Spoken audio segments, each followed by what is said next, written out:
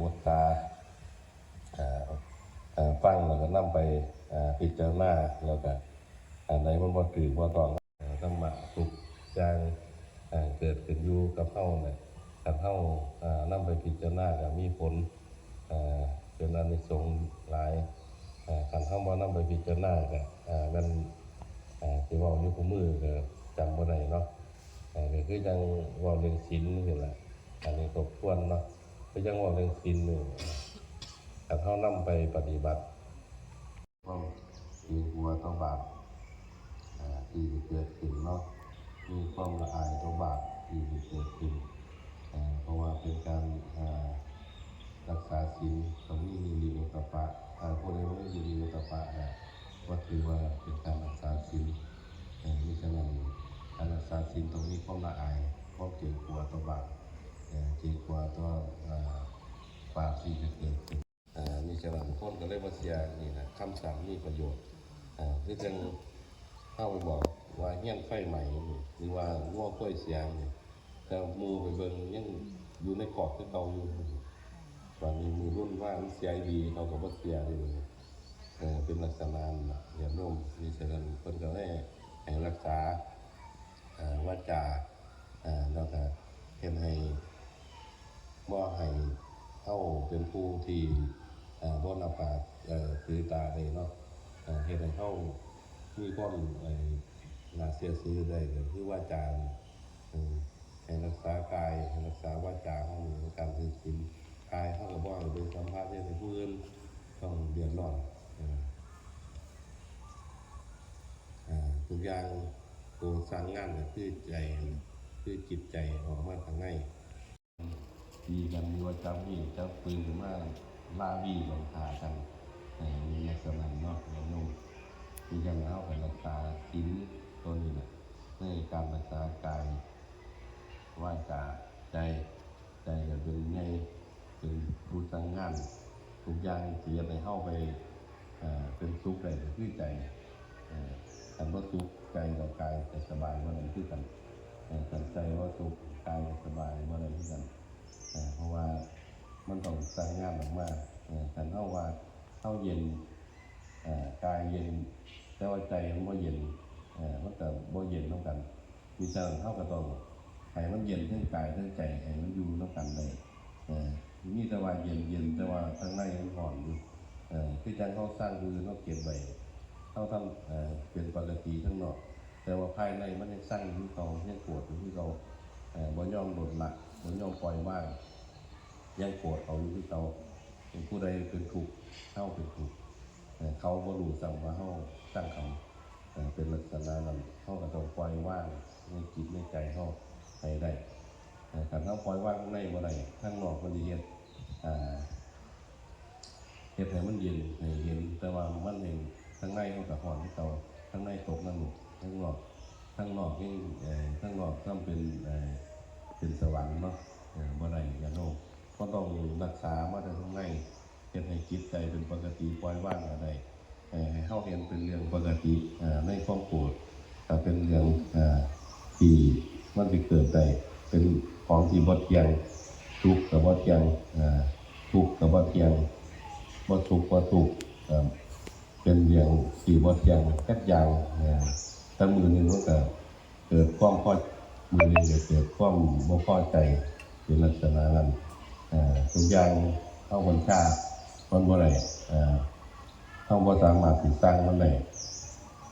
สร้างบ่ให้เป็นลักษณะที่ก็สร้างบ่ได้บัญชาแม้แต่รูปร่างลักษณะเฮาแต่น้อยจนใหญ่ผู้ใดเฮาสร้างว่าอย่าเฒ่าเด้ออย่าหนังเหี่ยวเด้อให้ตึงให้นุ่มแน่นอยู่คือเก่าเด้อเฮาสร้างมันได้บ่ได้นี่เฮาสร้างมันบ่ได้มิฉะนั้นเฮาต้องเห็นตามความเป็นจริงเมื่อเกิดมาแล้วเฮาต้องมีความแก่เป็นธรรมดาท้ายสุดเฮาก็ต้องถึงแก่ความตายเป็นเรื่องธรรมดานั่นคือความปล่อยวางให้ทำมีแต่ถูกมีแต่เขากำออกมากำมือมาเวลาออกทำความถูกคนนั้นเกิดมากกับเป็นถูกใช้มือเกิดรอไข่ห่อไข่มากจากท้องแม่ ปึ๊บก็มาห้องให้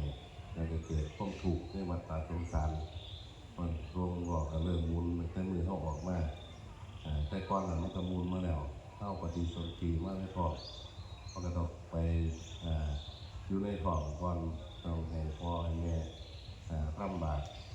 อุ้มท้องเฮ็ดให้พ่อแม่มีความสุขก่อนแล้ววันนี้พอเขาออกมาแล้วออกมาจากท้องเข้ากันเริ่มหมุนวงจรชีวิตเริ่มหมุนออกมาใส่กรรมของเลยเฮ็ดใส่กรรมที่เจ้าของเลยทำไว้ในแต่ระบบแต่ละชาติเท่ากับวงว่าเขามีแต่มาเนี่ยทีเนี่ยเท่ากับยังมีคุณงามความดีที่ให้เขามาเกิดเป็นมนุษย์ได้แต่ยังดีพอที่เกิดเป็นสัตว์ในโลกว่าเกิดอุบัติขึ้นอยู่ในโลกมนุษย์เป็นยังคอยบรรลุท่านเป็นพระสัมมาสัมพุทธเจ้าได้เป็นยังคอยบรรลุธรรมขั้นสูงในโลกมนุษย์เหมาะกับการปฏิบัติธรรมเทวดาก็ยังอยากลงมาเกิดอยู่โลกมนุษย์เพราะว่าเทวดาอิจฉามนุษย์มีโอกาสได้ปฏิบัติธรรมได้รู้ฟังธรรมรู้เพราะว่าในโลกสวรรค์มันมีแต่ความสุขหลายกว่าความทุกข์มันมีแต่ความสุขหลายความทุกข์บ่มีเลยเขาก็เลยบ่ได้สัมผัสความทุกข์เขามีแต่ความสุขเขาหลงมัวเมาอยู่ในความสุขความทุกข์เขาสิบ่ได้สัมผัสทุกข์ทางกายทางวาจาทางใจเขาจะบ่รู้มีฉะนั้นเขาก็เลยอยากมาสัมผัสเป็นมนุษย์แล้วก็จะได้ปฏิบัติเพื่อบรรลุธรรมเบื้องสูงในเริ่มต้นกับโสดาบันขึ้นไปจนหอดพระอรหันต์จนเข้าสู่นิพพานเป็นกันสุดท้ายมีฉะนั้นเขาเกิดมาเป็นมนุษย์เขาก็ต้องมาใส่เครื่องกรรมดีกรรมชั่วที่เขากรรมออกมาจากในท้องพ่อท้องแม่กรรมทั้งดีทั้งชั่วมากน้ำกันมันอยู่น้ำกันแต่ว่ามันเกิดคนละเทียมันอยู่ในสถานฐานเดียวแต่ว่ามันออกคนละเทียออกในการเกิดมันอยู่กับการกระทำของเขากรรมดีกรรมชั่วมันจะเกิดผสมกันบางเทียก็ดีบางเทียก็ชั่วคือยังจิตใจห้อนบางเทียเขาก็ดีบางเทียเขาก็บ่ดีบางเทียเขาก็มีความเอื้อเฟื้อบางเทียมีความยินดีกับผู้อื่นบางเทียก็บ่มีความเอื้อเฟื้อบ่มีความยินดีกับในการกระทำของผู้อื่นมันก็เกิดลักษณะนี้เปลี่ยนกันออกเปลี่ยนกันเข้าในความดีกับความบ่ดีเขาเกิดมาเพื่อใส่กรรมดีกรรมบ่ดีนี่แหละญาติโยมมีฉะนั้นเขาก็ต้องล้างกรรมที่บ่ดีออกไปเขาพยายามเฮ็ดด้วยกรรมดีจนน้อยจนตั้งแต่น้อยจนใหญ่เขาก็รู้จักอยู่แล้วว่ามันบัญชาบ่ได้เขาจังได๋เขาเฒ่าเขาแก่ลักษณะนี้เขาจะเฒ่าแก่ไปเรื่อยๆจนกว่าเขาสิตายไปเขาก็จะได้ไปปฏิสนธิอยู่หมู่อื่นอีกหรือว่าเขาจะไปปฏิสนธิไปเกิดที่เมืองใดเขาก็บ่รู้แล้วแต่แรงกรรมที่เขากระทำไปมีฉะนั้นเขาอยากได้ไปสู่หม่องดีกันเบิดพระพุทธเจ้าก็บรรลุได้ญาติโยมก็บรรลุได้เพราะว่าเขาจะเห็นพระพุทธเจ้ามาบวชที่บรรลุธรรมแต่พระพุทธเจ้าสิดีแต่พระพุทธเจ้าบ่แม่นญาติโยมก็มีสิทธิ์เป็น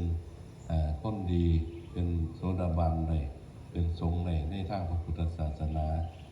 แต่ว่าถ้าเขาบรรลุธรรมเป็นพระอรหันต์ในการที่เขาเป็นฆราวาสอยู่ในฐานะพระอรหันต์บ่สามารถที่ครองเรือนได้ต้องออกบวชเท่านั้นถ้าบ่ออกบวชก็จะได้ตายภายใน7 มื้อหรือว่าภายในมื้อนั้นภายใน7 มื้อเพราะว่าพระอรหันต์เพิ่นจะบ่สิมีความยินดีในการครองเรือนแล้วแต่ต่างจากโสดาบันสกทาคามีอนาคามีก็สูงขึ้นไปเลยจนพระอรหันต์สิไล่ไปโสดาบันเรื่องต้นก็เรื่องนี้ก็สกทามีแล้วก็อนาคามีแล้วก็พระอรหันต์ที่ขันญาติโยมให้ปรารถนาไว้ขันพระอรหันต์ก็ดีอยากปฏิบัติธรรมอยากประพฤ คือธรรมของพระสัมมาสัมพุทธเจ้าแล้วก็จะเฮ็ดให้เฮาเข้าสู่กระแสพระโสดาบันได้ให้เฮาได้เป็นผู้รักษาศีลกินทานเป็นโสดาบันได้คือกันหลังจากเฮาเป็นโสดาบันแล้วบางทีเฮาอาจจะจิตใจสูงขึ้นไปอีกเป็นสกทาคามีเป็นอนาคามีขึ้นไปเรื่อยจนถึงพระอรหันต์ได้บรรลุธรรมเป็นผู้พ้นทุกข์ได้ผู้ปราศจากทุกข์ปราศจากกิเลสในโลกในว่างปล่อยว่างบนปล่อยถิ่มปล่อยว่างทั้งจิตตั้งใจเท่ากับปฏิบัติไปตามที่เขาอยู่คือเก่าเท่ากับอยู่เขากินเท่ากับหาอยู่หากินที่เก่าเลี้ยงลูกเลี้ยงหลานไปที่เก่าแต่ว่าปล่อยว่างน้อยผูกมัดอย่าคิดว่าเขาสิไปแล้วเขาแม้แต่ร่างกายเขากับไปอยู่เขากับบัญชาผู้ใดแล้วเขาสิบัญชาผู้ใดใดสิให้เขาไปอยู่กับเขาเมื่อเขาตายไปแล้วเขากับตายไปผู้เดียวเขากับเขาผู้เดียวผมมีผู้ใดโดดของไฟกล้าโดดเข้าไปอยู่น้ำขวดนอนน้ำกันดอกโยมแม้ตายเป็นครูเขาก็ยังแจกออกเลยคือยังตายของกลมเขายังพาทองออกให้ไปพังไว้คนละหมอกให้ไปเอาไว้คนละหมอกมันจะเป็นลักษณะสิบ่มีผู้ใดเอาไปอยู่ด้วยกันเลยอยู่ให้อยู่มั่นมากกับมากผู้เดียวไปผู้เดียวแต่ว่าบุญกับบาปที่เป็นผู้นำทางให้เข้าไปเกิดในภพภูมิที่เมื่อมีโอกาสเหตุบุญกุศลเราก็เหตุไปเหตุตามกำลังเขาเหตุตามความพอใจในบุญของเขาเขาอยากเหตุหน่อยก็เหตุพอดีบ่ให้เบียดเบียนเดือดร้อนเหตุเพื่อความสุขของเขาบ่ได้เหตุเพื่อความทุกข์ของเขาถ้าเขาเหตุเพื่อความทุกข์คือเหตุเกินโตเหตุแห่งลำบากเจ้าของลำบากของครอบครัวอันนี้ก็คือการเหตุเกินโตเหตุพอดีให้มีความสุขให้ถึงสวรรค์ห่วงหนึ่งว่างไว้กินไว้100 ปียังขึ้นมาเป็นหนึ่งหัวที่ซุกเขาบวงห่วงมันเดียว100 ปีนั่นแต่ค่อยสิมีโอกาสในมาเกิดได้บ่ห่วงนั้นแต่สิเขาว่าเขาไม่ห่วงเดียวเนี่ยทะเลมันกว้างสมัยบัดนี้อย่าโยมมาเข้าหาทะเลกว้างใหญ่ที่เขามองเห็นกับบ่สุดมองจนสุดลูกตาแต่ยังมองว่าถ้าได้เห็นฟังมีฉลาดแล้วก็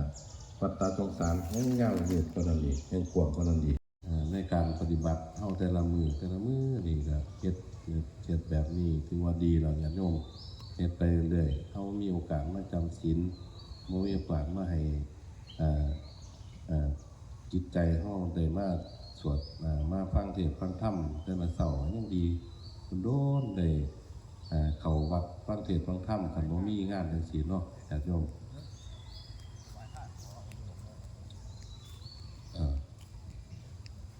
จักโมงแล้วเบิ่งเวลาเด้อ9:12ว่ามันหิวข้าวบ่เอาตอนนี้ก็ถวายทานเนาะในการปฏิบัติเฮาก็เฮ็ดไปเรื่อยคันผู้ใดบ่ทันอิ่มก็เริ่มพรคุณล่ะบ้านตอนถึงเนาะญาติโยมปฏิบัติไปคนเฮาเกิดมาก็มีที่สุดๆแล้วก็คือความตายคันเกิดก็ต้องตายคันบ่อยากเกิดบ่คันจะบ่อยากตายก็จะเกิดมา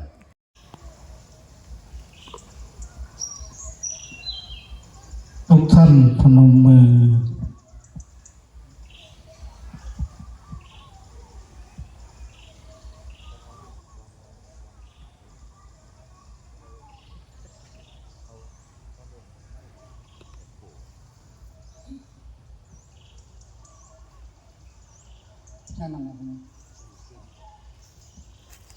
ทุกท่านพร้อมแล้วกราบ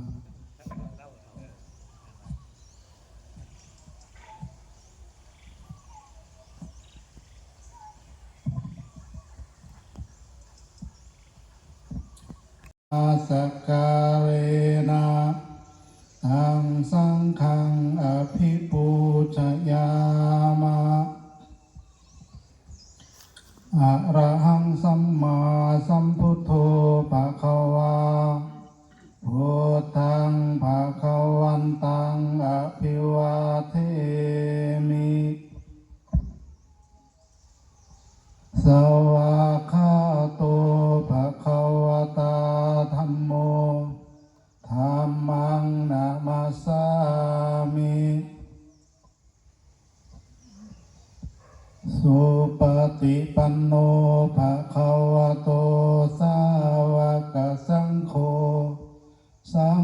ฆังนะมามิมะยังพันเตวิสุงวิสุงรักขณัฏฐายะติสรเนนะสหปัญจศีลานิยาจามะทุติยัมปิมะยังพันเตวิสุงวิสุงรักขณัฏฐายะติสรเนนะสหปัญจศีลานิยาจามะตาติยัมปิมะยังพันเตวิสุงวิอะระหะโตสัมมาสัมพุทธัสสะนะโมตัสสะภะคะวะโตอะระหะโตสัมมาสัมพุทธัสสะนะโมตัสสะ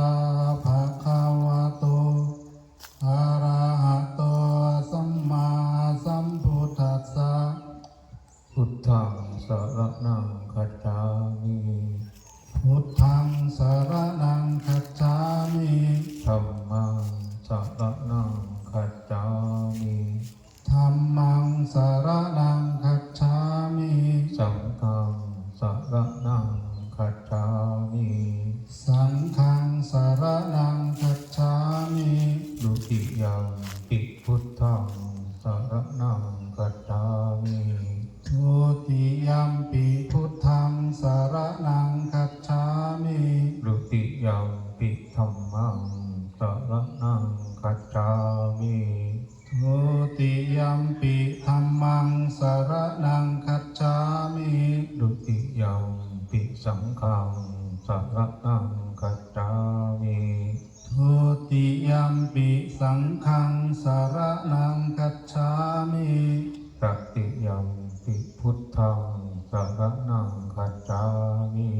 ตติยัมปิพุทธังสรณังคัจฉามิ ตติยัมปิธัมมังสรณังคัจฉามิ ตติยัมปิธัมมังสรณังคัจฉามิ ตติยัมปิสังฆังสรณังคัจฉามิ ตติยัมปิสังฆังสรณังคัจฉามิ อิสรปมนังนิทิตัง อามะพันเต ปาติยามิ อะทินนาทานาเวระมณีสิกขาปะทังสมาธิยามิ กามิสุมิจฉาจาราเวรมณีสิกขาปะทังสมาธิยามิ กาเมสุมิจฉาจาราเวระมณีสิกขาปะทังสมาธิยามิ มุสาวาทาเวรมณีสิกขาปะทังสมาธิยามิอังวิโสทะเย สาธุ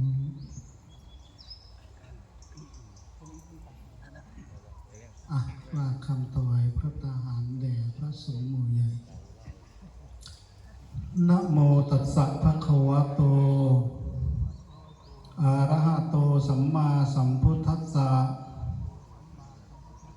นะโมตัสสะภะคะวะโตอะระหะโตสัมมาสัมพุทธัสสะนะโมตัสสะภะคะวะโตอะระหะโตสัมมาสัมพุทธัสสะอิมานิมะยังพันเตพัตตานิสัพปริวารานิธัมมิกานิธัมมรัตถานิตินังรัตนานันจามหาภิกขุสังคัสสะจาสามเณรานันจาศีระวันตานังอุปาสกานันจา โอโนชยามะสาธุโนพันเตติระตะนันจามหาภิกขุสังโฆจาสามเณราจาศีลวันโตอุปาสกาจาอิมานิพัตตานิ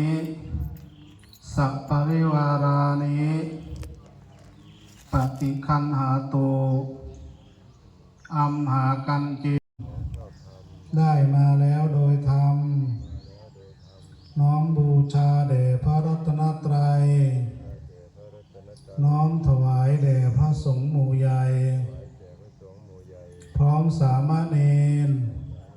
และอุบาสกอุบาสิกาผู้มีศีลทั้งหลายขอพระรัตนตรัยและพระสงฆ์หมู่ใหญ่พร้อมสามเณรและอุบาสกอุบาสิกาผู้มีศีลทั้งหลายโปรดรับซึ่งภัตตาหารพร้อมทั้งของบริวารทั้งหลายเหล่านี้ของข้าพเจ้าทั้งหลายเพื่อประโยชน์เพื่อความสุขความเจริญแก่ข้าพเจ้าทั้งหลายและข้าพเจ้าทั้งหลายขออุทิศส่วนบุญส่วนกุศลนี้ให้แก่บิดามารดาครูอุปัชฌาย์อาจารย์ปู่ย่าตายายญาติสนิทมิตรสหายที่ร่วงลับดับกันไปแล้วนั้นขอจงรับส่วนบุญส่วนกุศลนี้หากได้รับแล้วจงอนุโมทนาหากท่านตกทุกข์ได้ยากก็ขอให้พ้นจากทุกข์หากท่านมีความสุขก็ขอเอวัยโตดินังเปตานังอุปกปปาติอิติตังปฏิตังตุมังจิปะเมวัสสมิจตุสัพเพปุเรนตุสังกปาจันโทปะนะระโตยะถามณิโตติระโตยะถาสัพพิติโยวิวันจันตุสัมภโรโควินาศตุมาเตภวันวันตายโยสุขิติขายุโก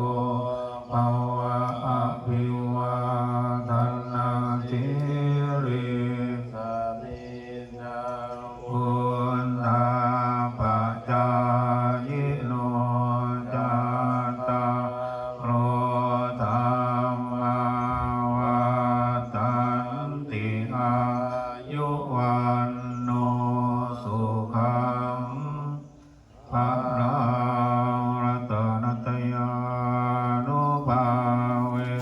นะรัตนันดายาเตยะสาธุกาโร